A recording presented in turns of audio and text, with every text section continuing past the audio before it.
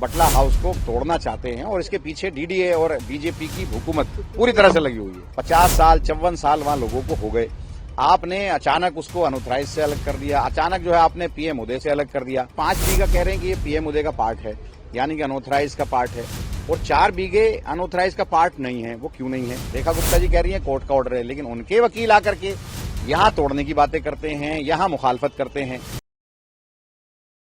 देखिए, पीआईएल में 3 दिन का जो है आज जो है डिवीजन बेंच ने टाइम दिया है। जो भी लोग हैं जिनके यहाँ नोटिस लगे हैं, जो इफेक्टेड पार्टीज हैं, वो 3 दिन के अंदर सारे के सारे जो है अपनी जो है वो रिट फाइल कर सकते हैं इंडिविजुअल।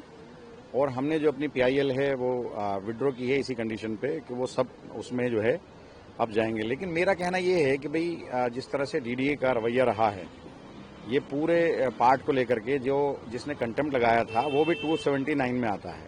उसको ये कहते हैं कि वो पीएम उदय का पार्ट है और बाकी पीएम उदय के पार्ट क्यों नहीं है। जैसे ये कहते हैं कि टोटल 279 जो खसरा है वो 34 बीघे का खसरा है, बाकी इधर चला गया उधर चला गया।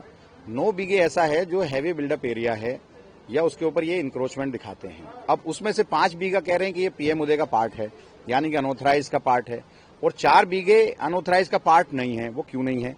भाई आपने उसको पीएम उदय से बाहर कैसे निकाल दिया, जबकि सबसे जहां से अनऑथराइज इलाका शुरू होता है ये इलाका वो है मुरादी रोड, उसके बिल्कुल बराबर में जो है मेन बटला हाउस है। मुरादी रोड जो है ऑथराइज में आता है, मुरादी रोड के बिल्कुल जहां से स्टार्टिंग होती है वहां से अनऑथराइज शुरू होता है। और तकरीबन 71 से 71, 72, 73, 80, 80 से 70 के बाद से लोग वहां रह रहे हैं। 50 साल 54 साल वहां लोगों को हो गए, आपने अचानक उसको अनऑथराइज से अलग कर दिया, अचानक जो है आपने पीएम उदय से अलग कर दिया। मेरी ये समझ में आता, जो जीएनसीटी एक्ट है, जीएनसीटी एक्ट में 2014 से लेकर 2026 तक वो एरिया तो वहीं था, वो उसमें कवर्ड क्यों नहीं होता? तो ये जिस तरह से डीडीए इस पूरे इलाके को डेमोलिशन करना चाहती है वो मेरी समझ से बाहर है। रेखा गुप्ता जी कह रही है कोर्ट का ऑर्डर है, लेकिन उनके वकील आकर के यहां तोड़ने की बातें करते हैं, यहां मुखालफत करते हैं। भाई अगर आप इनको नहीं उजाड़ना चाहते तो मेरी समझ में नहीं आता। भाई अगर जो पीएम उदय में, अब ये खुद बताएं डीडीए वाले कि 5 बीघा इसी खसरा में से पीएम उदय में कैसे आ गया, 4 बीघी बाहर कैसे हो गया, 5 बीघा जो है अनऑथराइज में अनऑथराइज रेगुलाइज में कैसे आ गया, 4 बीघा बाहर कैसे हो गया। तो ऐसे थोड़ी है कि एक घर आ गया एक घर नहीं आया, एक घर आ गया एक घर नहीं आया। तो ये जिस तरह से इन लोगों ने डिमार्केशन की है वो बिल्कुल ठीक नहीं है। और हम लोग इसीलिए मैंने विड्रॉ किया है कि मैं सुप्रीम कोर्ट के अंदर इसके डिमार्केशन को चैलेंज करूंगा। और किस तरह से इन लोगों ने पीएम उदय में कुछ एरिया को रखा है 279 के, कुछ एरिया को नहीं रखा, ये मैं चैलेंज करूंगा।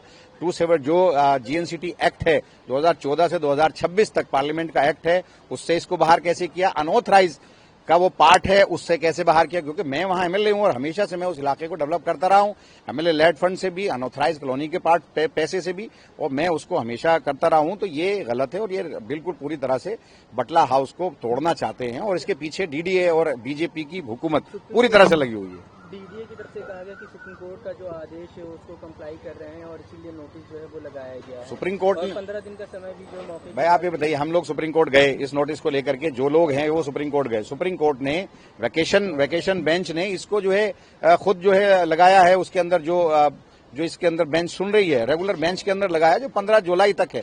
तो उसको ये सब्र नहीं हो रहा इन लोगों से, तोड़ने पे लगे हुए हैं। भाई ये लोग एक आशियाना बनाने में जमाना लगता है। जिन लोगों के घर वो टूटने वाले हैं, जो बर्बाद हो रहे हैं, उनसे पूछिए ना, उनकी तकलीफ को जानिए। और जो लोग 70 से रह रहा है, अचानक आप उसको कहते हो कि आप अनऑथराइज का पार्ट नहीं हो, अचानक आप उसको कहते हो कि आप पीएम उदय का पार्ट नहीं हो। कुछ एक घर पीएम उदय का पार्ट है, वही आदमी जिसने कंटेम्प्ट लगाई, मतलब वो भी 279 के अंदर आता है, लेकिन उसका घर पीएम उदय में है, उसको बचा दिया, उस पर नोटिस नहीं लगाया। क्यों? क्योंकि वो इनसे मिलकर के उसने सेटिंग करके उसने जो कंटेम्प्ट लगाई थी, जिसका ये उसको फैज दे रहे हैं, फायदा दे रही है बीजेपी। सर क्या स्टे है या ठीक है, 3 दिन का टाइम दिया है कि 3 दिन तक वो पूछ रहे थे उससे कि भाई आप ये इंश्योरेंस तो दे के जाओ कि 3 दिन तक आप डेमोलिशन नहीं करोगे।